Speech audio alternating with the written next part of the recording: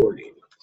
Welcome everyone. This is Brother Doug. I'm with my sister Shoshana, our sister Susan, our sister Sally, and our brother Dennis here. We are the Waking by Yahuwah Assembly in Yahuwah Almighty and Yahushua Messiah. We are on a special recording tonight for the New Moon Day, so happy New Moon Day. So to all our brothers and sisters out there that are actually keeping the new moon, or at least recognizing it. So we're going to be reading and starting today the book of Nahum. This is the next book I have not read before in the prophets, so this will be my first time. So it'll be kind of special for us reading this. So here we go. The book of Nahum, I'll be reading from the Septuagint. And my brothers and sisters, I would recommend please use like a different version just in case there's some differences we want to bring out to the audience and viewers, to the listeners and viewers. So here we go. It says, the burden of Nineveh, the book of the vision of Nahum the Alkasite. Elohim is jealous, and Yahuwah avenges. Yahuwah avenges with wrath. Yahuwah takes vengeance on his adversaries and cuts off his enemies. Yahuwah is long-suffering, and his power is great. Yahuwah will not hold any guiltless. His way is in destruction and in the whirlwind, and the clouds are the dust of his feet. He threatens the sea and dries it up, and exhausts all the rivers. The land of Bashan and Carmel are brought low, and the flourishing trees of Lebanon have come to nothing. The mountains quake at him, the hills are shaken, and the earth recoils at his presence. Wow. Even the world and all that dwell in it. Who shall stand before his anger? Who shall withstand in the anger of his wrath? His wrath brings to nothing kingdoms, and rocks are burst as under him. Yahuwah is tube to them that wait on him in the day of affliction, and he knows them that reverence him. But with an overrunning flood, he will make an utter end. Sounds familiar. Darkness shall pursue those that rise up against him and his enemies. What do you devise against Yahuwah? He will make it a complete end. He will not take vengeance by affliction twice at the same time. For the enemy shall be laid bare even to the foundation, and shall be devoured as twisted yew, and as stubble full dry. Out of you shall proceed a device against Yahuwah, counseling evil things, hostile to him.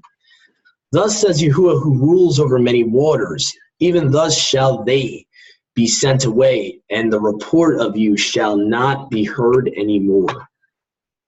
And now I will break his rod from off of you, I will burst your bonds.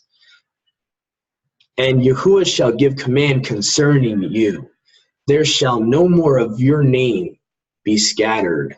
I will utterly destroy the graven images out of the house of your Elohim, and the molten images. I will make your grave, for they are swift.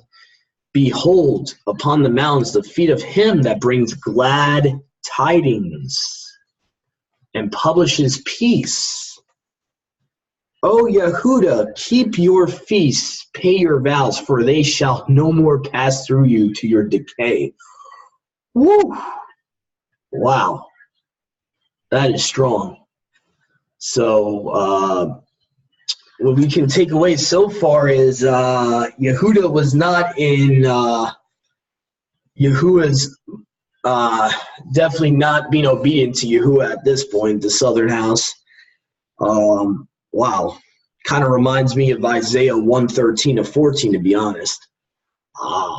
So what's some context of Nahum? I mean, what's going on during this time of Nahum, and what year is it, and where are they? Are they still in Babylon? Or I'm thinking this is around the time near Yonah the prophet, because this is all taking place in Nineveh, this chapter.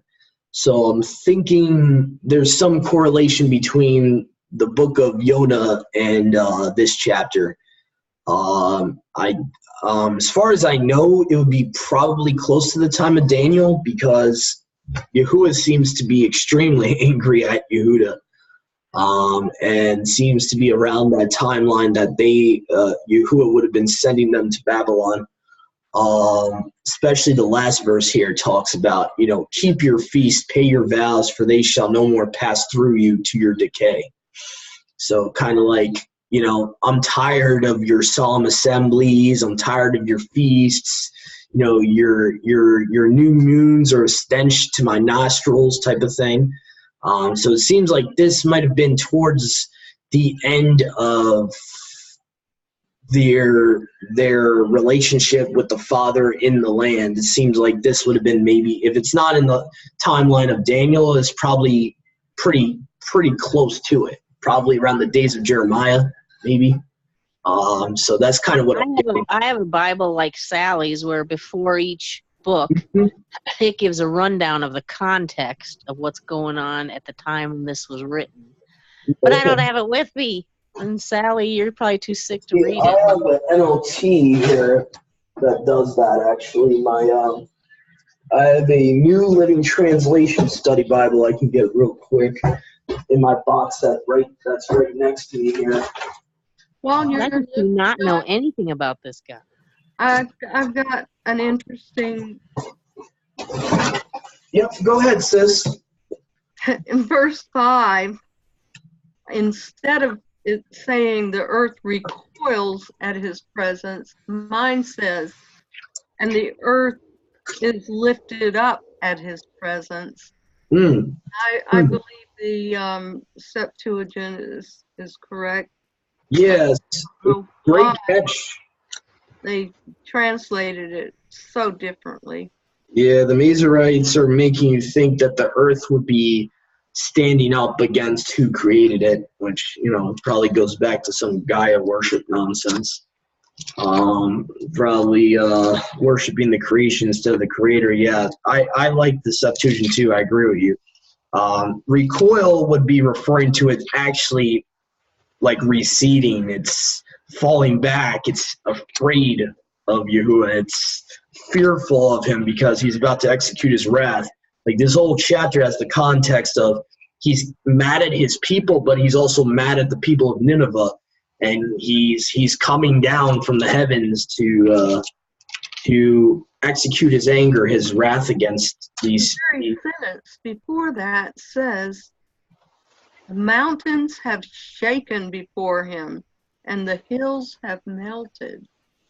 Mm-hmm.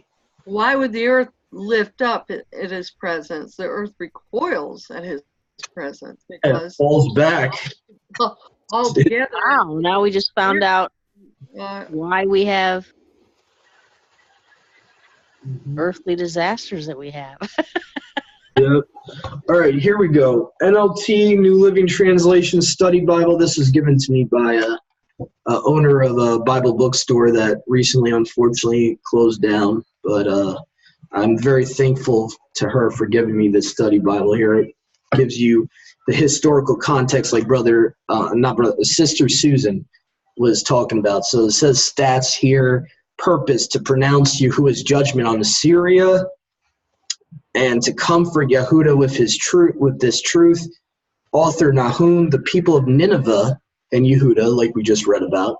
Okay, so, and it says somewhere between 663 and 612 BC, which is pretty close to the Daniel timeline. The particular prophecy takes place after the fall of Thebes in 663 BC. Wow, I'm really thankful for this translation. They give you like some decent historical facts here. Key place, Nineveh, the capital of Assyria. So if you go back to Genesis 10 all the way back to the beginning, there's one jerk that established Nineveh, Assyria, Calah, and all these other places, Nimrod. So it's not a surprise that he has vengeful anger and indignation against these places. Not just his own people, but against these pagan places, because Nineveh was very wicked in the book of Jonah, if you ever read that book. And they actually repented, which is amazing. So They actually did something that Yahuwah's own people weren't doing at the time. So, and let's see, it says key points. Although Assyria was leading military power in the world, Yahuwah would completely destroy this invincible nation.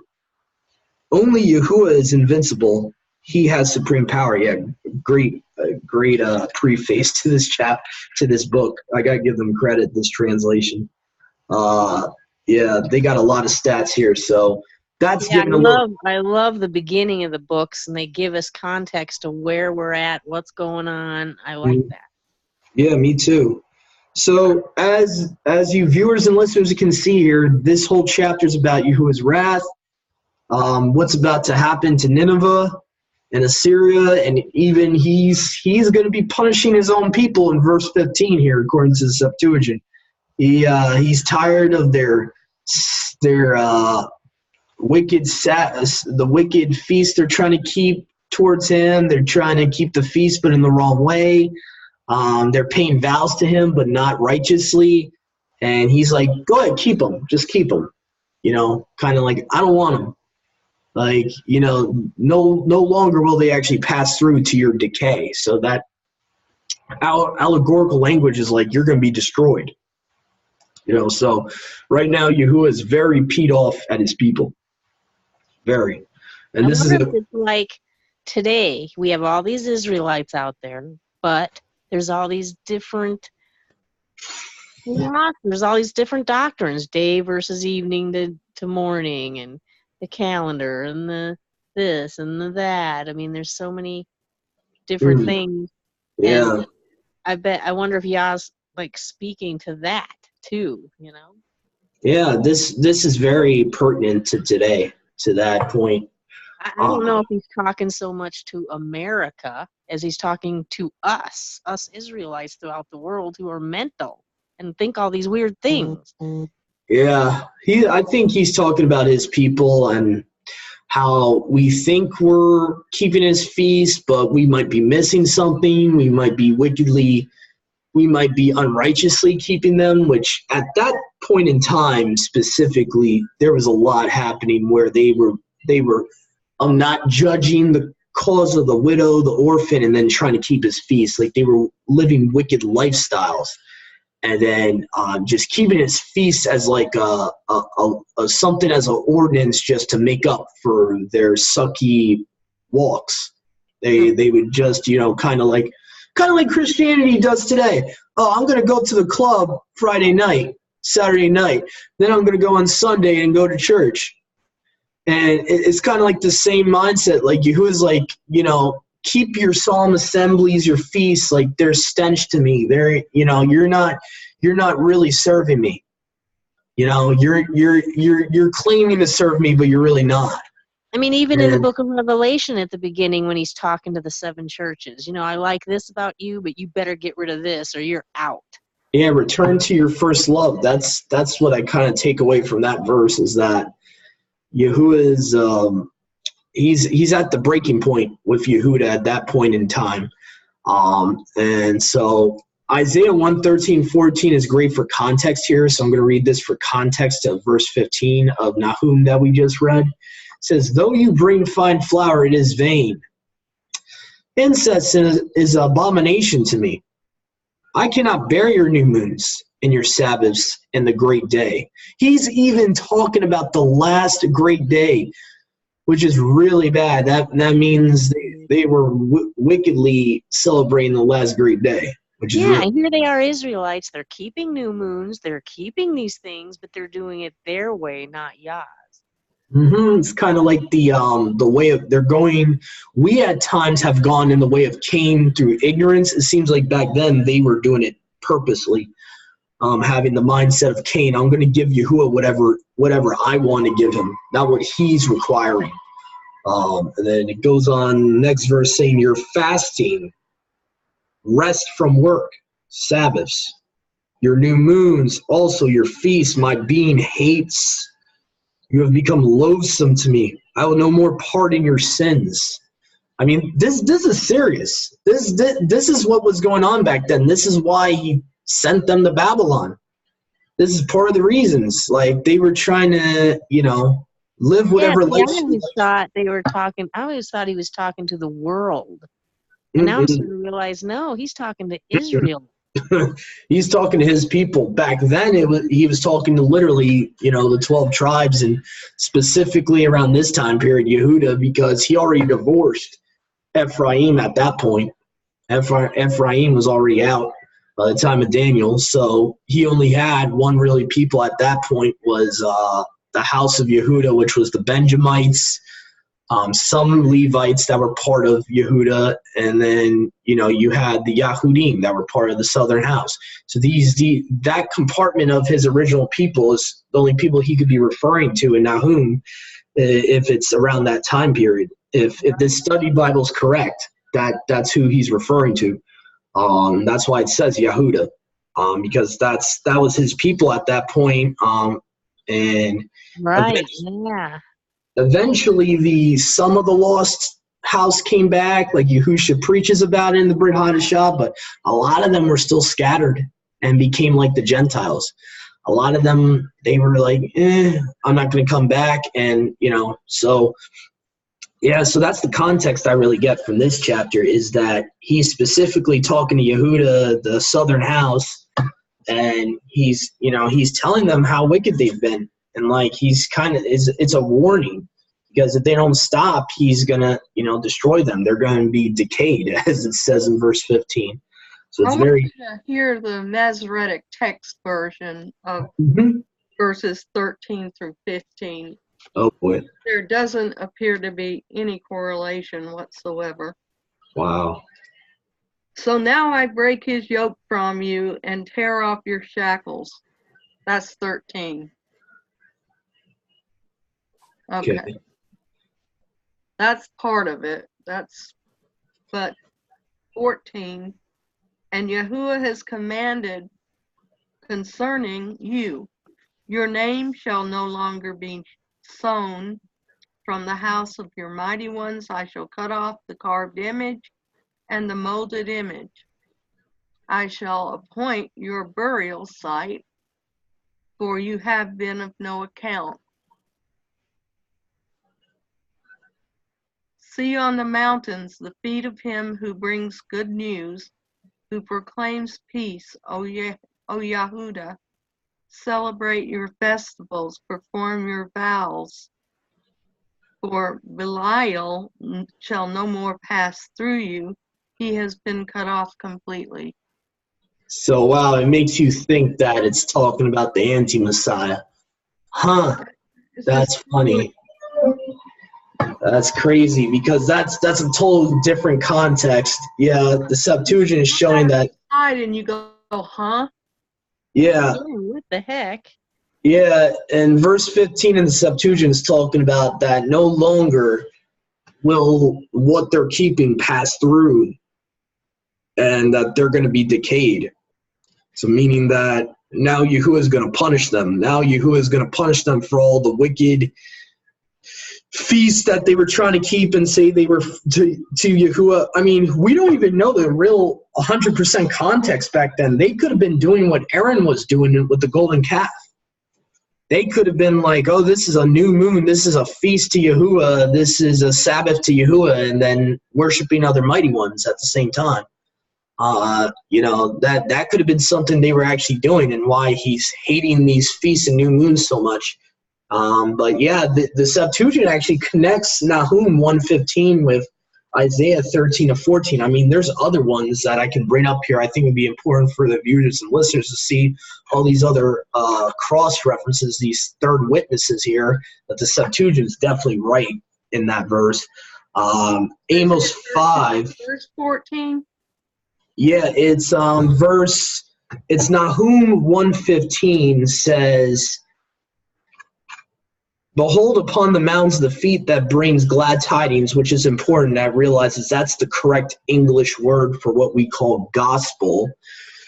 Modern day, what people call gospel is actually supposed to be glad tidings. And publishes peace, O Yehuda. And this is the part where he turns and talks about Yehuda and punishing them here. It says, keep your feasts, pay your vows. Like, he's kind of saying it like facetiously, He's like, yeah, go ahead, keep them.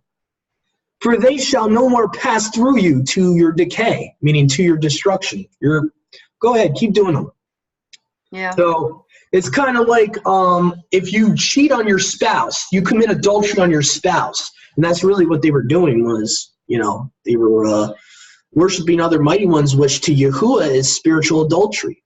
It's no different from physical adultery in his eyes. And he's saying, go ahead, go ahead and think you're actually keeping these feasts and stuff and these Sabbaths to me, and you're paying these vows to me. But Yahuwah knows their hearts. He knows they're wicked. He knows that they're not really trying to serve him. And so Amos is another place that you can get a third witness, not just Isaiah 1, but Amos chapter 5. Let's see here. This is where we get the star of Molech here. Okay. Says, let's see here. Let's go to, I think we'll start at verse 20 here. It says, is not the day of Yahuwah darkness and not light? Is not this day gloom without brightness? I reject your feasts. I will not smell your meat offerings in your general assemblies. Now, meat here, just keep in mind, this is the old British English here. So this is not talking about an animal. This is grain offerings. Just kind of keeping that in here. Yeah, so wherefore, if you should bring me your whole burnt sacrifices and meat offerings, I will not accept them. Neither will I respect your grand peace offerings. Remove from me the sound of your songs, and I will not hear the music of your instruments.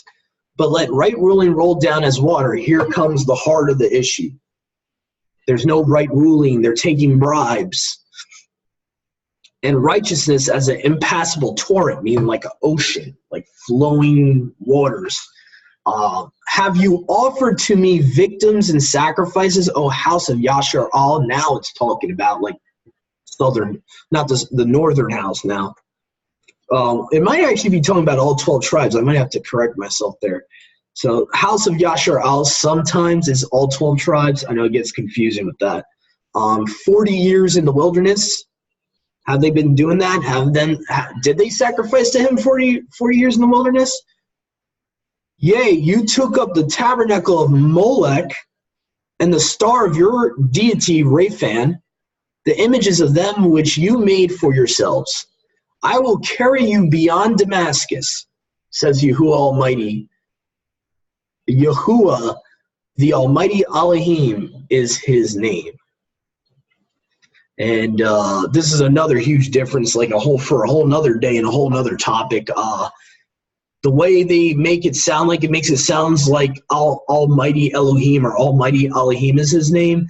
There was no punctuations in the original scriptures. So actually the original scroll would read as, in this verse, I will carry you away beyond Damascus, says Yahuwah, the Almighty Elohim is his name, meaning Yahuwah is his name.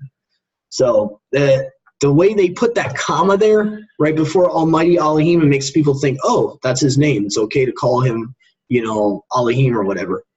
So that's like a whole nother topic for a whole nother day. But yeah, originally there was no punctuation marks, and that's why certain doctrines have came about that get people to believe certain things, because the way they put they choose and pick where they pick and choose where they want to put commas, basically, and periods. So there was not that in the original scrolls. Just thought I might add that.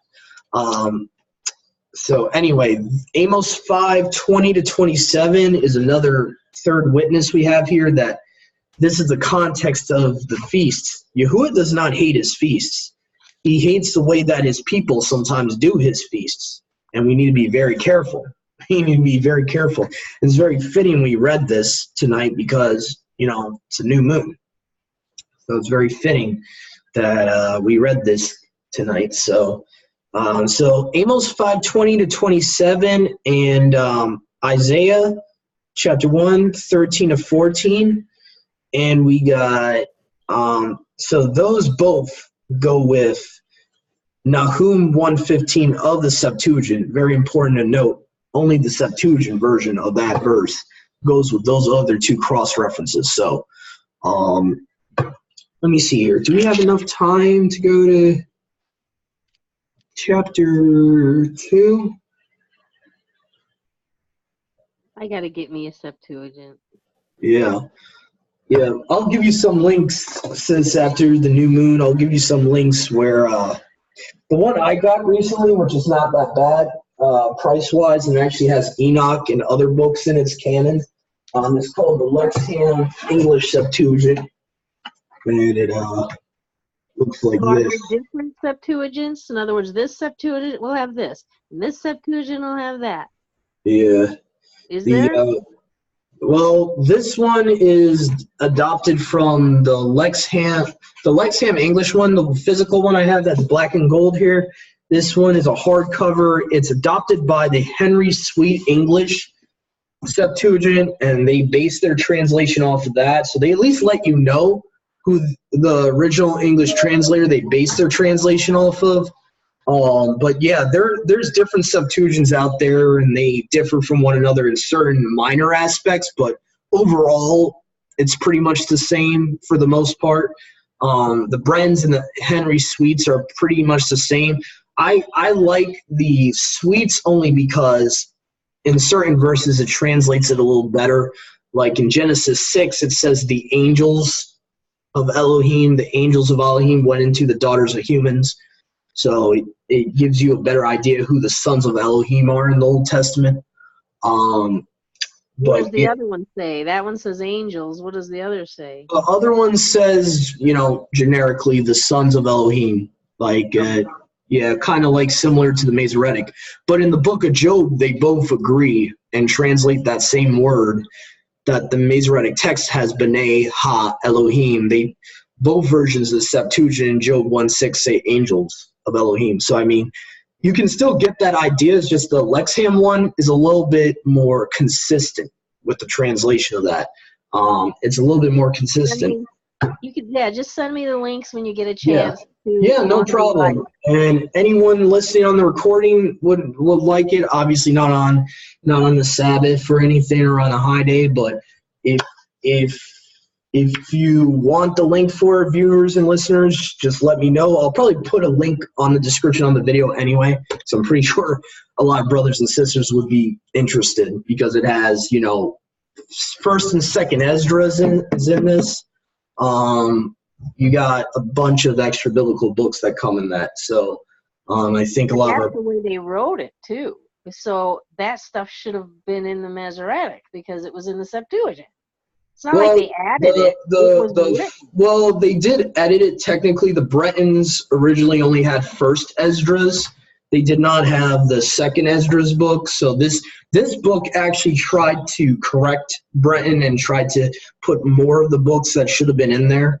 I want one as close to the old 136 BC one as possible. Yeah, it's hard to find that. But that's another topic for another day because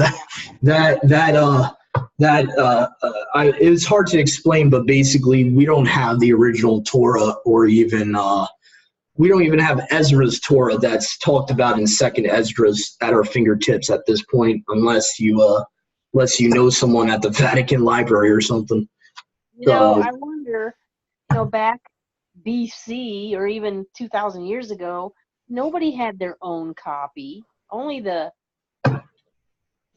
Masha wrote he wrote the tablets of stone, and he wrote the tablets of stone, and there probably was one copy they probably had of the Torah when it was completed by compiled by Masha and Yahusha, son of Nun, were like the two main guys that wrote the original Torah. They probably had one physical copy at some point. So nobody had their own like we do. Yeah, so I'm wondering they didn't have it like us. And Yah led the people. He said, "No man need teach you. I'll teach you." So maybe. Yeah. But I also think it was part of his will for this to happen, because what happened was that the kingdom of Yasharal broke apart.